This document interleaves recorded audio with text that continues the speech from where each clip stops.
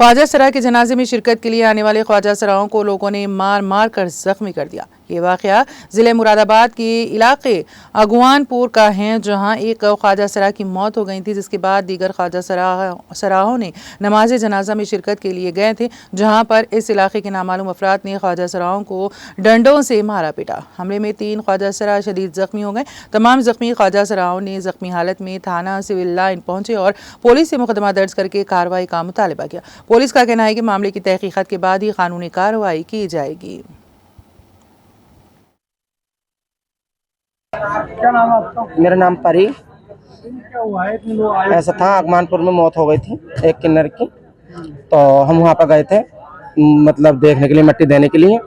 तो हमें प्लान उनका पहले से था। जैसे हम घर में घुसे, हम पे लाठी डंडे तमंचे मतलब जो भी था उन पर उन्होंने हमें खूब मारा, मतलब गोलीबाजी, गेट तोड़ दिए पब्लिक के। हमारे मेरे गले की चैन मुझे इतना मारा यहाँ से, उन लोगों ने खूब मतलब अपनी जान बचा के भागे।